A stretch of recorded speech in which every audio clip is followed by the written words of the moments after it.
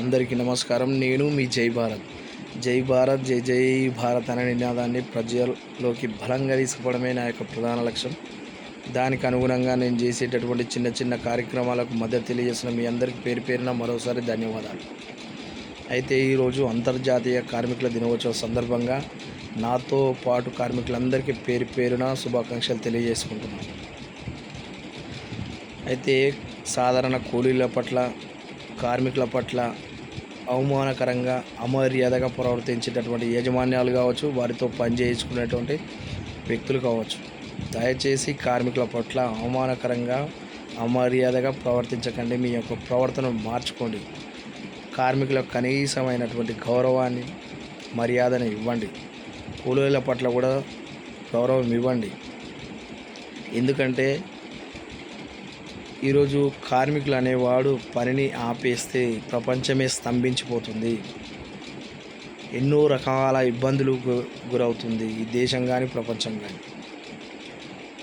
అదే సమయంలో ఎన్నో కోట్ల రూపాయల నష్టం వాటిల్లుతుంది. దయచేసి నేను చెప్పేది ఒకటే, కార్మికుల పట్ల మర్యాదగా ప్రవర్తించండి. ఈరోజు పెట్టుబడిదారీ వ్యవస్థకు ఆయుపట్టు ఏదైనా ఉంది అంటే కార్మిక వ్యవస్థనే. కార్మికులు లేకుండా ఏ పెట్టుబడిదారీ వ్యవస్థ కూడా మరి వారు అభివృద్ధి చేయలేరు, వారి యొక్క పరిశ్రమలు స్థాపించలేరు. ఎక్కడ పునాది పడాలన్నా కార్మికులు అవసరం. ఏ రాష్ట్రమైనా, ఏ దేశమైనా, ఏ ప్రపంచమైనా అభివృద్ధి చెందడానికి ప్రధాన కారణం కార్మికుల యొక్క పాత్ర ఉంటుంది. ఏదైతే అభివృద్ధిలో కీలక పాత్ర కార్మికులదే. కార్మికులు లేకుండా ఏ పెట్టుబడిదారీ వ్యవస్థ కూడా అభివృద్ధి చెందలేదు. పెట్టుబడిదారీ వ్యవస్థ బలంగా ఉంటేనే ప్రభుత్వాలకు పన్నుల రూపంలో, వివిధ రూపాల్లో ఆదాయం సమకూరుస్తుంది. కానీ అలాంటి పెట్టుబడిదారీ వ్యవస్థకు ఆయుపట్టు ఏదైనా ఉంది అంటే అది కార్మిక వ్యవస్థనే. కాబట్టి కార్మిక వ్యవస్థను, ఆ కార్మికుల యొక్క సంక్షేమాన్ని దృష్టిలో ఉంచుకొని కేంద్ర రాష్ట్ర ప్రభుత్వాలు పెట్టుబడిదారీ వ్యవస్థ పనిచేయాల్సిన అవసరం ఉంది. ఈరోజు ప్రపంచంలో యువకుల యొక్క ఏదైతే యువ కార్మికులు లేకపోతే ఆ దేశాల యొక్క అభివృద్ధి, ఉత్పత్తి, ఆ దేశంలోని ఉత్పత్తి క్షీణిస్తుంది. ఈరోజు అలాంటి పరిస్థితిని, అలాంటి దౌర్భాగ్య పరిస్థితిని కొన్ని దేశాలు ఎదుర్కొంటున్నాయి.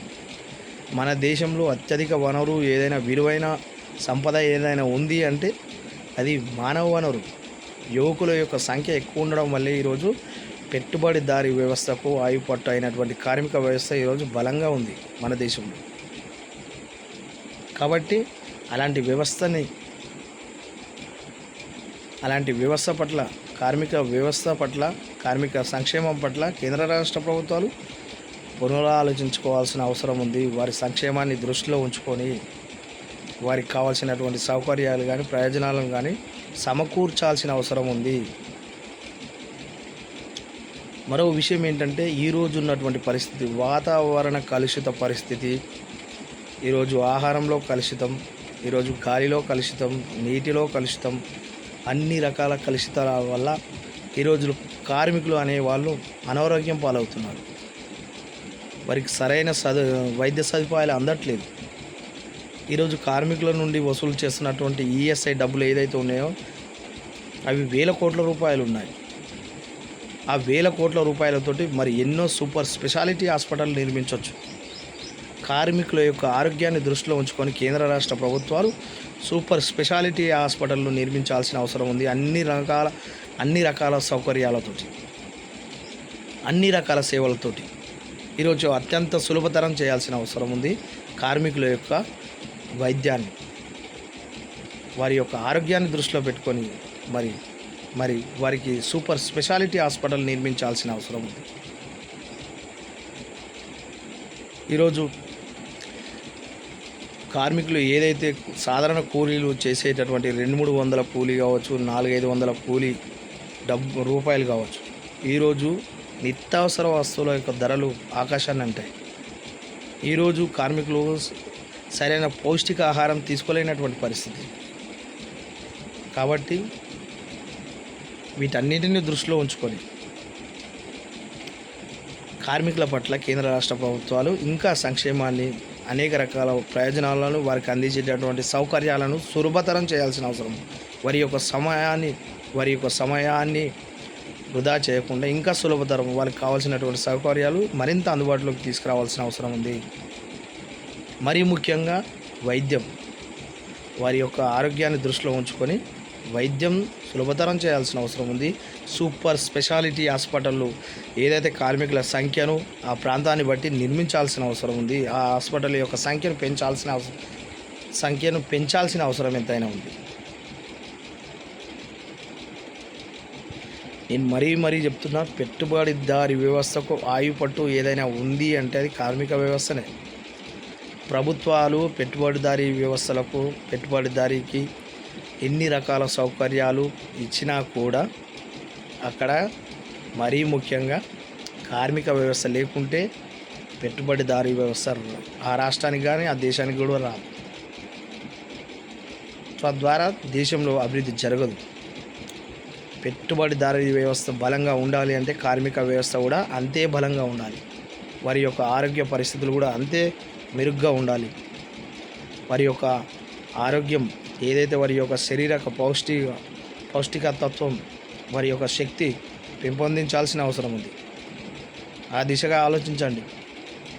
వారు పటిష్టంగా ఉంటేనే మరి ఈరోజు వాళ్ళు పని చేసుకోవడానికి ఆస్కారం ఉంది. ఈరోజు వాతావరణంలో జరిగేటటువంటి అన్ని రకాల కలుషితాల వల్ల ఈరోజు సగటు మానవుడి యొక్క జీవితకాలం తగ్గిపోయింది.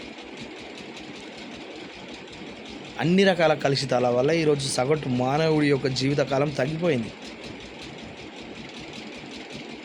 మరి అలాంటి పరిస్థితులను అన్ని రకాల పరిస్థితులను కార్మికుడు ఎదుర్కొంటున్నాడు. అయినా కూడా మరి పనిచేయాల్సినటువంటి పరిస్థితి, రాత్రింబగలు కష్టపడాల్సినటువంటి పరిస్థితి కార్మికుడికి ఉంది. ఈరోజు కేవలం అందరూ అనుకుంటారు కుటుంబం కోసం పని చేస్తుండు అని.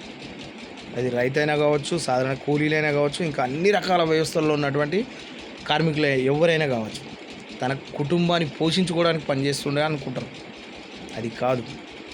కుటుంబాన్ని పోషించుకుంటూనే పరోక్షంగా గుర్తుంచుకోండి, పరోక్షంగా అభివృద్ధిలో కీలక పాత్ర పోషిస్తున్నాడు కార్మికుడు. కీలక పాత్ర పోషిస్తున్నాడు.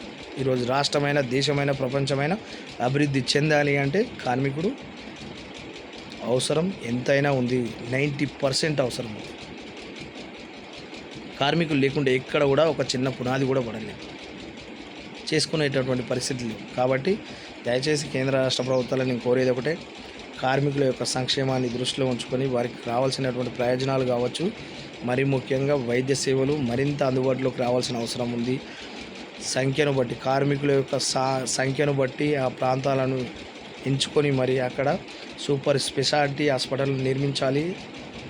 ఆ సంఖ్యను కూడా పెంచాల్సిన అవసరం ఉంది అని కోరుకుంటూ, ఇక నా వీడియో చివరనే ఇలా ఉండాల్సిందే. దేశం బాగుంటేనే మనం, మన కుటుంబం, మన చుట్టూ ఉన్న ప్రాంతం, దేశం బాగుంటుంది. దేశం బాగుండాలి అంటే సైనికులు బాగుండాలి. సైనికులు నిరంతరమైనటువంటి గస్తీతో సరిహద్దుల్ని కాపాడుతూ పనిచేస్తున్నటువంటి సైనికులందరికీ మరోసారి ధన్యవాదాలు తెలియజేసుకుంటూ, వారి యొక్క ఆత్మ బలిదానాలను గుర్తించాల్సిన అవసరం ఎంతైనా ఉంది. కాబట్టి దేశం తర్వాతనే మనం. కాబట్టి నా వీడియో చేరువనే ఇలా ఉండాల్సిందే. జై భారత్, జై భారత్. Thank you.